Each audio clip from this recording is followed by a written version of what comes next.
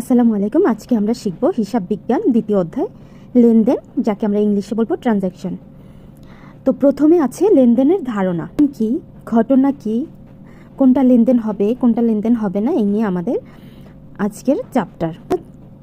Previous চ্যাপ্টারে শিখেছি কিভাবে হিসাব বিজ্ঞানের মাধ্যমে আমরা প্রতিদিনকার যে হিসাবগুলো থাকবে সেগুলা হিসাবের খাতায় লিপিবদ্ধ করব।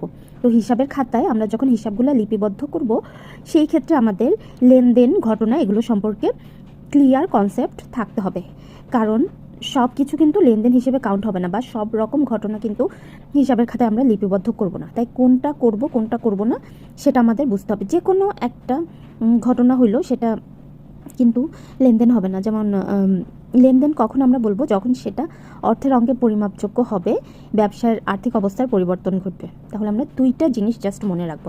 একটা ঘটনা লেনদেন কিনা এটা বোঝার জন্য আমাদেরকে কী করতে হবে, দুইটা জিনিস মাথায় রাখতে হবে। আমি আগেও বলছি, আমরা যখন হিসাব বিজ্ঞান সাবজেক্টটা পড়বো তখন আমার নিজেকে ব্যবসায়ী মনে করতে হবে। আমার নিজের একটা প্রতিষ্ঠান আছে, ওই জায়গায় আমার নিজেকে দাঁড় করাইতে হবে, তাহলে আমি এই জিনিসগুলো সহজে বুঝতে পারবো।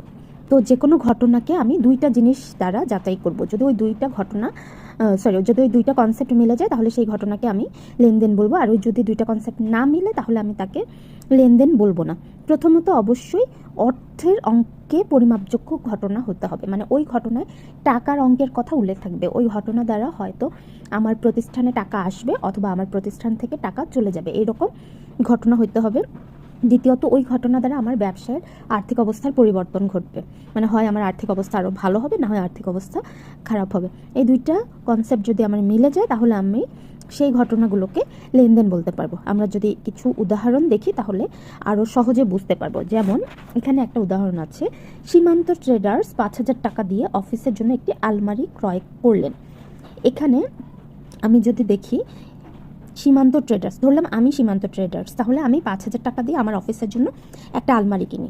তাই 5,000 টাকা দিয়ে যখন আমি অফিসের জন্য আলমারি কিনি, 5,000 এই ক্যাশ টাকাটা কি আমার কাছ থেকে চলে গেছে, তার মানে আমার ক্যাশ টাকার পরিমাণটা কমে গেছে। এখানে একদম সরাসরি টাকার অঙ্কে পরিমাপযোগ্য যেটা সেটা দেওয়া আছে।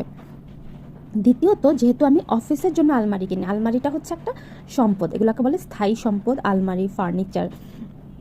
তো এগুলা কিন্তু আমরা সবসময় কিনি না, একবারই কিনি যে যেন আমি দীর্ঘ সময় ধরে ইউজ করতে পারি। এটা যেহেতু ব্যবসার জন্য একটা সম্পদ, এটা কেনার কারণে কি আমার আর্থিক অবস্থার পরিবর্তন হয়, আমার ক্যাশ টাকা চলে যায়, 5,000 টাকা নামক ক্যাশ টাকা চলে যায়, এবং এই আলমারি নামক একটা সম্পত্তি আমার ব্যবসায় বৃদ্ধি পায়।